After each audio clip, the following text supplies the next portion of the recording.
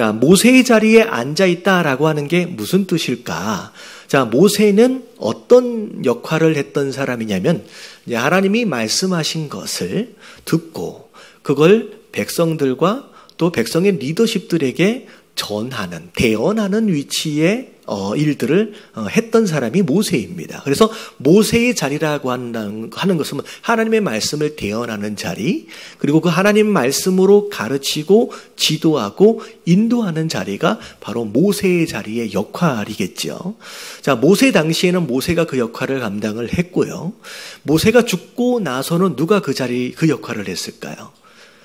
여호수아로부터 시작되어지는 사사시대에는 하나님이 세우신 사사들을 통하여서 그 역할을 감당하도록 하셨습니다.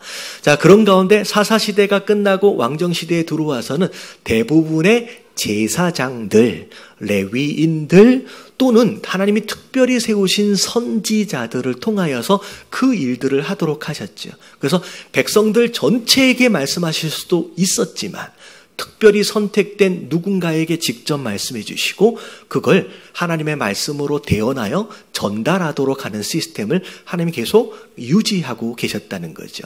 자, 선지자들이 쭉 그 역할을 감당하다가 자, 예수님 당시에 와 보니 자, 이 역할을 누가 감당하고 있는 거예요? 제사장이 감당을 하고 있지만 또 오늘 등장하고 있는 서기관들과 바리새인들이 이 역할을 감당하고 있었다는 거죠. 자, 이게 사실 오늘날로 보면 이게 누구 역할이에요?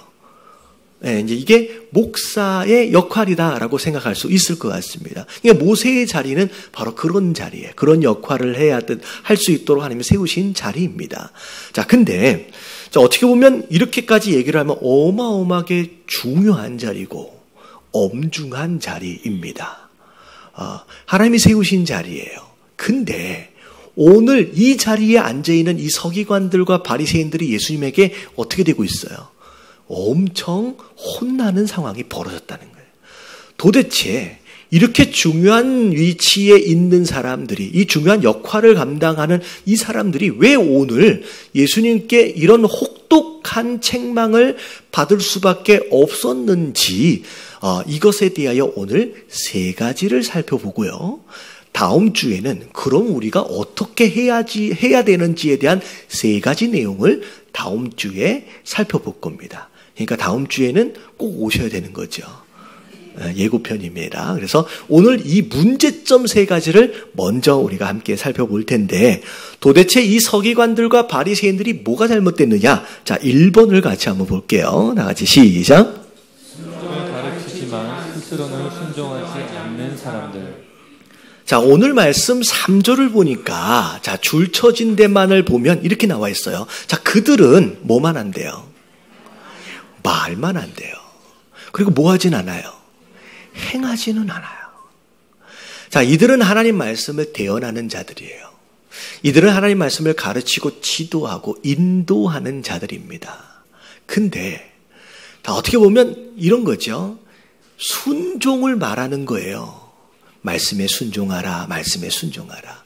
정작 순종을 가르치고는 있지만 정작 누구는 자기 자신은 순종하지 않고 있다라는 거죠. 지금 이 부분이 가장 큰 문제라고 예수님이 지적하시는 거예요. 여러분, 불순종, 순종하지 않는 이것이 왜 그렇도록 큰 문제일까? 여러분 잘 생각해 보세요. 바리새인이 똑똑한 사람이에요. 다시 말하면 지식이 있는 사람입니다.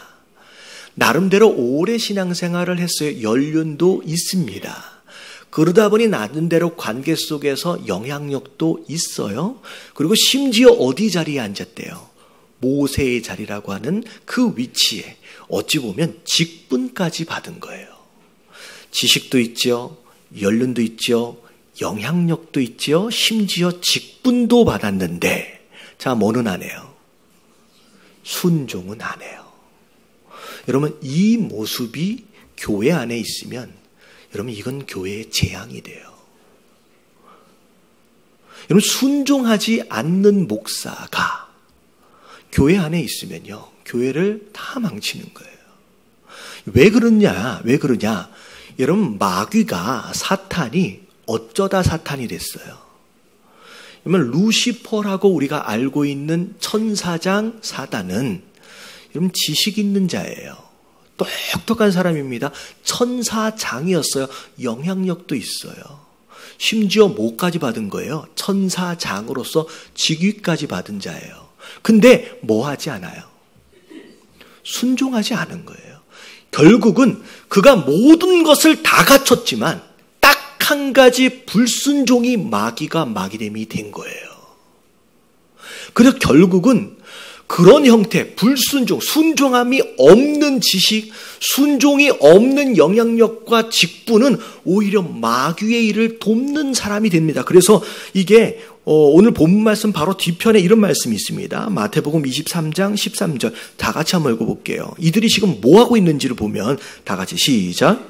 화 있을진저 의식하는 서기관들과 바리새인들이여, 너희는 천국문을 사람들 앞에서 닫고 너희도 들어가지 않고 들어가려 하는 자도 들어가지 못하게 하는도다. 뭐하고 있대요? 천국문에 서가지고 자기도 안 들어갈 뿐만이 아니라 들어가려고 하는 사람들조차도 막고 있는, 무슨 짓 하고 있는 거예요?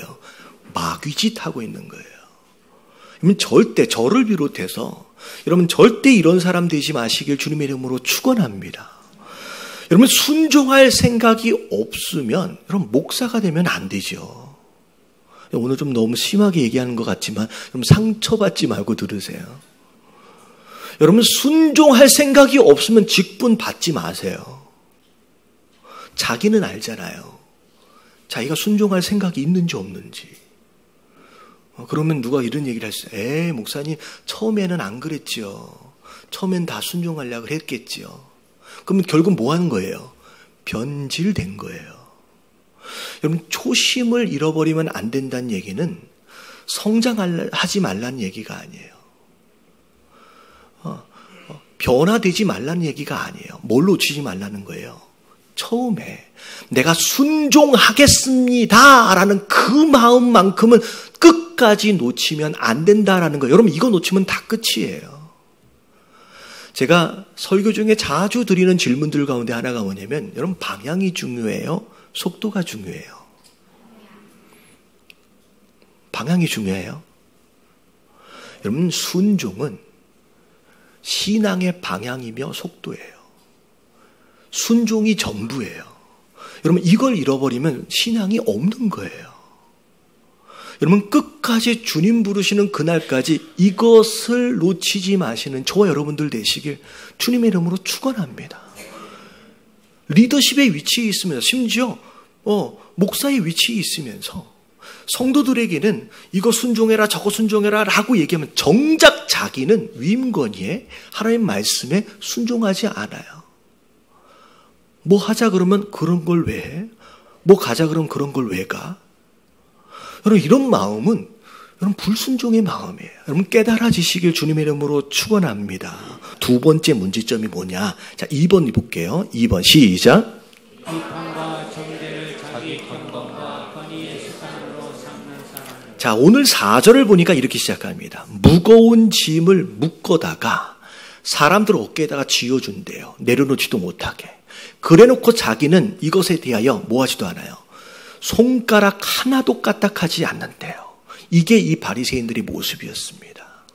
여러분 이들은 자기의 경건과 권위를 무엇으로 유지했느냐면 이 하나님의 말씀 10계명 가운데 여러분 10계명이 있으면 이 10계명을 더 자세하게 풀어낸 내용이 613가지의 규율로 나와 있어요. 여기까지는 하나님 만드신 거예요. 근데 이 613가지를 더 세분화해가지고 심지어 안식일을 거룩하게 지키라라고 하는 요 하나 말씀만 해도 수백 가지의 규율들을 만들어가지고 이 백성들에게 지어준 거예요. 철저하게 지키도록. 뭐 하나도 빼놓으면 안 되는 거죠. 그래 놓고서 이걸 과연 지키는지 안 지키는지 성도들을 뭐 하고 있는 거예요? 감시해요. 조금만 틀어지면 어떻게 해요? 막 지적해요. 그 다음에 뭐가 잘못됐다라고 한다면 판단하고 비판하고 심지어 정죄하는 가운데 나중에 처벌까지 하는. 그래서 사람들이 바리새인 앞에 서기관들 앞에 가서는 주눅 들어요. 왜냐하면 또 지적받을까 봐. 또 비판받을까 봐. 그러면서 자기 스스로 나는 이들보다는 경건하고 나는 이들보다는 더 높은 사람이라고 하는 자기의 권위를 이런 모습으로 세워갔다라는 거예요. 여러분, 이런 권위는 하나님이 주신 권위가 아니죠. 누군가는 잘못한 것을 바로잡아줘야 할 역할을 할 사람이 있어야 돼요. 근데 중요한 건 뭐냐면 그 바로잡아주기 위한 목적은 어찌 보면 그 사람을 뭐 하기 때문이에요? 사랑하기 때문이에요. 그 사람이 잘 됐으면 좋겠는 거예요. 이걸 잘 고쳐서 이걸 잘 조정해서 더 건강하게 성장했으면 좋겠는 거예요. 그래서 그런 사랑하는 마음으로 바로 잡아주고 지적을 해주고 고쳐주고, 여러분 이게 이들의 역할이었는데, 여러분 이 바리새인들과 서기관들 마음 안에 이 사랑하는 마음이 눈꼽만큼도 없었어요. 대표적인 예가 성전에 나와서 기도할 때 바리새인의 기도와 세리의 기도를 보면, 바리새인이 세리를 향하여 뭐라고 기도해? 하나님께 저 세리처럼 안 돼서 감사하대요. 이 얘기는 뭐냐면 바리새인 마음 가운데 이 세리를 하나님 말씀으로 잘 가르치고 인도하고 지도해 줘야 할, 어떻게 보면 잘 조종해 줘야 할 이 리더십인 바리새인 마음 가운데 세리를 사랑하는 마음이 있어요, 없어요? 없어요. 그냥 판단하고 정죄하고 지적하고 쟤는 나쁜 사람이라고 낙인을 찍어버리는 그런 모습밖에 없다는 거예요. 그것이 자기의 권위인 줄 착각하고 있었다는 거예요. 그러면 어떤 상황에서 어떤 위치, 어떤 지도자의 위치에 있다라고 한다면, 그래서 그 자리에서 누군가를 지도하고 가르쳐야 할 책임을 가지고 있는 자다라고 한다면 먼저 사랑하는 마음이에요. 그 사람을 위해서, 그 사람이 잘 되도록을 위해서 먼저 기도하고 그렇게 할 수 있는 저와 여러분들 되시길 주님의 이름으로 축원합니다. 이게 이들의 두 번째 문제예요. 자, 세 번째. 자, 같이 한번 읽어봅니다. 시작. 인정받고 대접받고 사람들에게 보이기 위해서 교회를 다니는 사람들. 자, 이 바리새인들과 서기관들의 행동 양식을 사실 5절, 6절, 7절에 보면 너무 적나라하게 예수님이 그냥 설명하고 계십니다. 자, 그들의 모든 행위를, 자, 누구에게 보이고자? 여러분, 이 사람은 신앙인인데 이 행위가 사람에게 보이기 위한 행위로 그냥 전락해버린 거예요. 그래서 자, 그 경문띠를 넓게 하며 옷수를 길게 하고, 경문띠라고 하는 것은 이마 부분에다가 이렇게 띠로 띠는 것을 얘기한대요. 그리고 옷술은 이 팔 쪽에 있는 옷 끝자락에다가 이렇게 실 같은 걸로 이렇게 매가지고 뭔가 이렇게 치렁치렁. 근데 이게 뭘 의미하느냐라고 제가 찾아보니까, 내가 어떤 말씀을 외웠다. 그러면 외운 말씀의 정도만큼 길이와 두껍기가 달라진대요. 무슨 얘기인지 아시죠? 그러면 경문띠가 두껍다라는 얘기는 이 사람은 뭘 보여주는 거예요? 나는 하나님의 말씀을 이만큼 많이 외웠다는 거예요. 이 옷술이 많고 길어질수록 저 사람은 하나님의 말씀을, 율법을 엄청 많이 외우고 있는 사람이구나. 결국은 길거리에 이것 띄고 이것 달고 다니면서 뭐하고 다니는 거예요? 나는 똑똑한 사람이야. 나는 아주 탁월한 사람이야. 라고 자랑질하면서 다니던 것이 이들의 모습이었다는 거예요. 여러분, 이건 하나님 보시는 게 아니죠. 이건 절대적으로 사람에게 보이기 위한 그런 행위로 전락해버렸어요. 심지어 6절을 보니까 사람들이 모인 잔치나 회당 같은 데를 보면 다 어디 앉고 싶어요? 윗자리에, 높은 자리에 와서 대접받고 싶은 거예요. 심지어 사람들이 많은 시장 가운데 가면 사람들에게 문안받는 걸 좋아하는 거예요. 아까쯤에 막 지적하고 감시하고 판단하는 것으로 자기의 권위를 막 나름대로 세웠잖아요. 사람들이 앞에서 바리새인님 하면서 막 얘기를 해주면 그것에 막 기분이 좋은 거죠. 심지어 마지막에 보니까 랍비라 칭함을 받는 것을 좋아한대요. 근데요, 여러분, 인정받고 대접받는 거, 나는 그런 거 너무 싫어. 그런 사람이 있어요. 여러분, 인정받고 대접받는 거 싫어하는 사람은 없지요. 여러분, 이건 본성이에요. 본성이에요. 여러분, 저도 인정받고 대접받고 싶은 마음이 있습니다. 인정받고 칭찬받고 대접받는 거 싫어하는 사람이 없어요. 근데 신앙생활의 궁극적 목적이 사람으로부터 인정을 받고 사람으로부터 대접받는 것이 되어버리면 이건 큰일 난다는 거예요. 제가 목사로서 제가 말씀을 전하는 이것의 궁극적인 목적이 여러분들부터 설교 잘하네 이런 얘기나 들으려고 제가 설교하고 있다라고 한다면 이미 저는 망가진 거라는 것, 타락한 거라는 거죠. 여러분 절대 우리의 모든 신앙의 행위가 사람을 위한, 사람에게 인정받고 대접받는 것을 위한 것이 되지 말게 하시고, 여러분 하나님께로부터 인정을 받고 하나님께로부터 세우심을 받는 여러분 그런 신앙의 행위들이 되시길 주님의 이름으로 축원합니다. 이게 중요한 거예요. 그리고 여러분 하나님이 허락하시는 직분이 있다라고 할 경우 여러분 절대 이 직분이 여러분 스스로 벼슬이 되어져서는 안 돼요. 지금 모세의 자리에 앉아있는 이들, 여러분 모세도 그 자리를 벼슬로 생각하지 않았어요. 모세의 삶을 보면 진짜 하나님을 대면한 자로서, 하나님께 직접 말씀을 듣는 자였지만 여러분 그것을 벼슬이라고 생각하고서 위에서 내려다보는 그런 자로서의 삶을 살진 않았어요. 철저하게 백성들을 위하여 섬기고 헌신하며 살았다라고 하는 것을 생각할 때 여러분 모세의 자리는 벼슬이 아니다라는 거예요. 여러분 절대 예수님이 그렇게 하셨던 것처럼 모세가 그렇게 했던 것처럼 여러분 우리 안에의 신앙의 모든 행위 직분이 됐든 뭐가 됐든 봉사가 됐든 사람 앞에서가 아닌 여러분 하나님 앞에서의 삶이 되어지시길 주님의 이름으로 축원합니다. 자, 마지막 한 가지 누군가의 간증 이야기 한 가지만 해드리고 마무리를 할게요.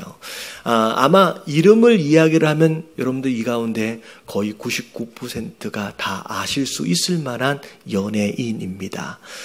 크리스찬 연예인으로 이미 많이 알려진 두 부부에 대한 내용이에요. 자, 이 두 부부가 이제 그런 얘기를, 그런 간증을 했대요. 자, 연예인은 뭐 먹고 살아요? 사람들의 인정과 관심을 먹고 살아요. 어떻게 보면 오늘 사람 앞에 잘 보이는 것과 정말로 이렇게 딱 맞아 떨어지는 그런 위치의 사람일 겁니다. 연예인들은 사람의 관심과 인정을 먹고 삽니다. 근데 이 연예인이 팬들 앞에서 그런 얘기 많아야 하잖아요. 사랑합니다 라는 얘기를. 그래서 이 연예인도, 이 남편이 그렇게 이제 팬들하고 미팅하고 이렇게 만나 그러면 사랑합니다 라고 인사를 많이 했대요. 근데 어느 순간 내가 이게 거짓말이네 라고 확 느껴지더래요. 연예인이 팬들한테 내가 사랑합니다 라고 자기 딴에는 진심으로 이야기했다고 생각을 했는데 어느 순간 이게 거짓말이라고 확 느껴지더래요. 왜 그럴까? 내가 진짜 누군가를 사랑한다면 나에게 있어서 가장 소중한 걸 함께 나눌 수 있어야지 진짜 사랑하는 거 아닌가? 라는 생각이 들더라는 거예요. 근데 자기한테 자기에게 있어서 가장 소중한 게 뭘까라고 곰곰이 생각해 보니까 뭐가 가장 소중해요? 예수님이 가장 소중하더라는 거예요.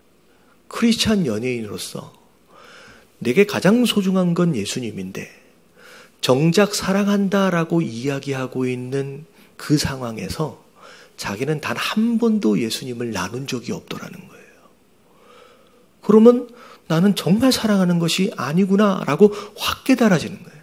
그러면서 내가 왜 그 소중한 예수님을 왜 나누지 못하고 있을까라고 고민을 했대요. 근데 한참 고민을 하다가 갑자기 감동이 확 온 게 뭐냐면 내가 예수님을 진짜 만나지 못해서다라고 하는 결론이 마음 안에 확 들어온 거예요.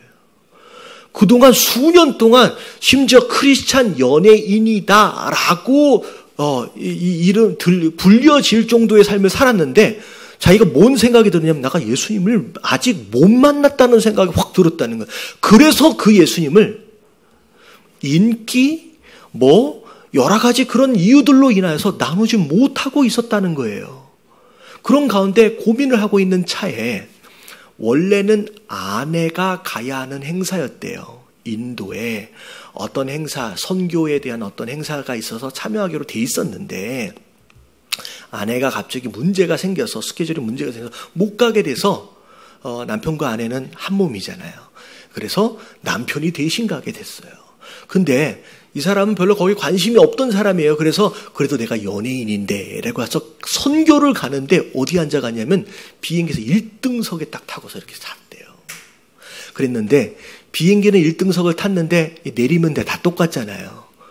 덜컹거리는 이게 버스 하나를 타고서 한참 가는데 인솔하시는 분이 여기는 우리가 찾아갈 곳은 인도에서 가장 가난한 지역을 우리가 찾아갑니다.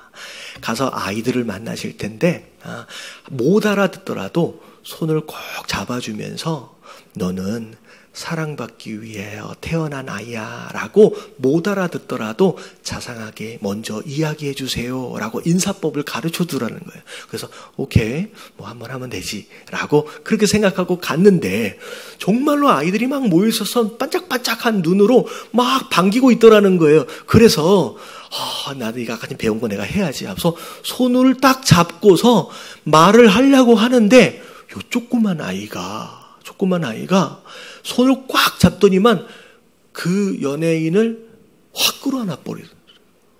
그 말을 제대로 못한 거죠. 근데 안고 손 잡고 확 끌어안는 순간 아이가 끌어안는 게 아니더라는 거예요.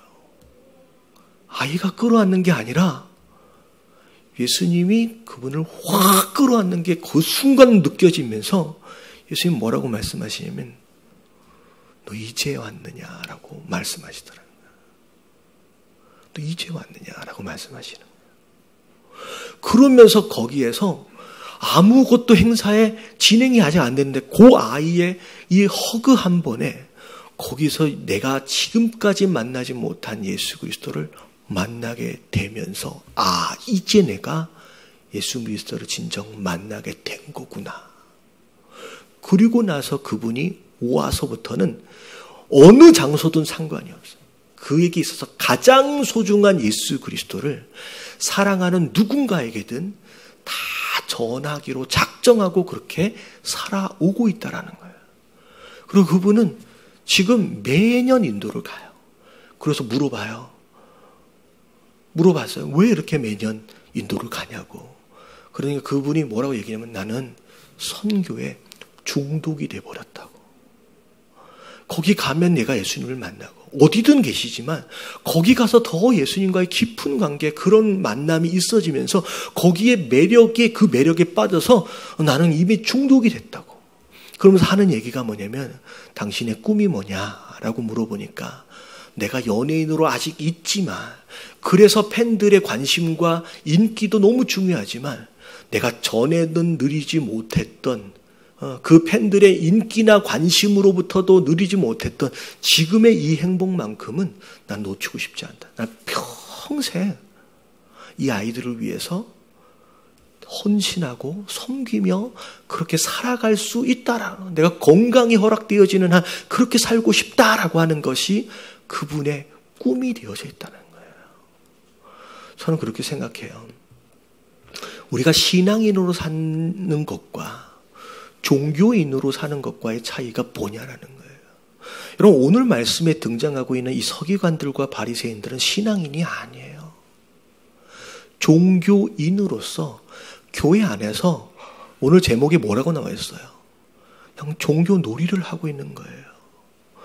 더 높은 직분 그런 게 없잖아요. 근데 거기 막 올라가면서 내가 얼마나 더 영향력을 어떻게 하면 내 목소리를 더 내볼까? 이거 하고서 그냥 사는 거예요. 여러분, 이건 종교 놀이고 여러분, 이건 종교인입니다. 여러분, 예담교회는 여러분 그런 교회가 되어져서는 안 되는 줄로 믿습니다.